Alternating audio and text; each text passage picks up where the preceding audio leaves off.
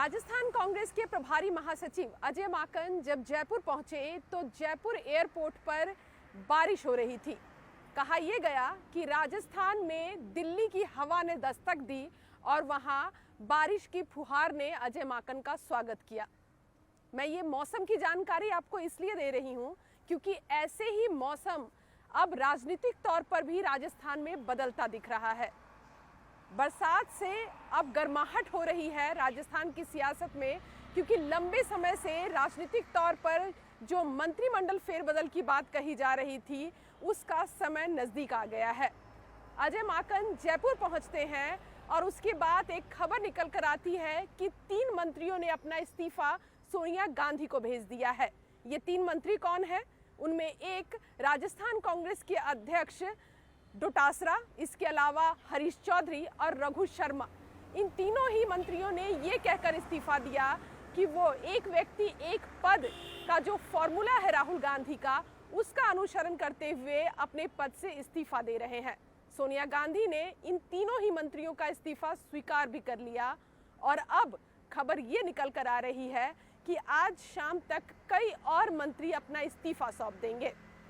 लेकिन राजनीतिक तौर पर गलियारे से जो खबरें निकल कर आ रही है वो ये कि अशोक गहलोत अपनी तरफ से 12 नेताओं का नाम दिए हैं जो मंत्रिमंडल में वो शामिल करना चाहते हैं। और कांग्रेस की सबसे बड़ी चुनौती राजस्थान में सचिन पायलट और उनके खेमों को खुश करना था, जिस पर 6 नेताओं का नाम सचिन पायलट ने भी दिया है, जिनको वो चाहते हैं कि उनकी मंत्रिमंडल में एंट्री हो जाए।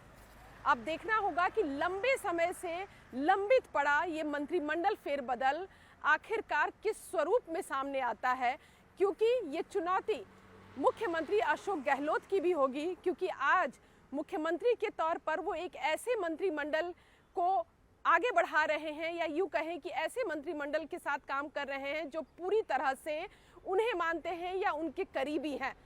अशोक गहलोत को अब सचिन पायलट के लोगों के साथ मंत्रिमंडल में शामिल करना पड़ेगा और उनके साथ काम करना पड़ेगा।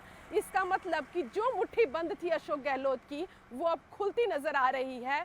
और सचिन पायलट के खेमे के जब विधायक मंत्री बनेंगे तो स्थिति किस तरह की राजस्थान में होगी, और खासकर चुनौती राजस्थान में ये है अब कांग्रेस की कि आने वाले समय में विधानसभा चुनाव होना है और 2023 के विधानसभा चुनाव के लिए अभी से पार्टी को तैयारी भी करनी है।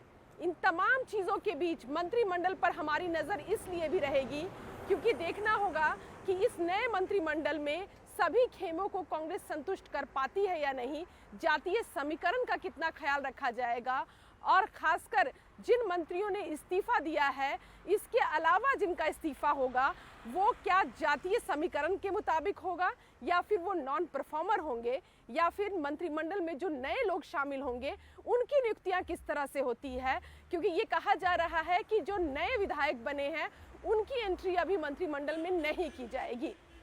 अब इंतजार इस बात का कि कल जब मंत्रिमंडल को लेकर फैसला होगा, और ये कहा जा रहा है कि शाम 4 बजे नए मंत्री जो हैं वो शपथ लेंगे।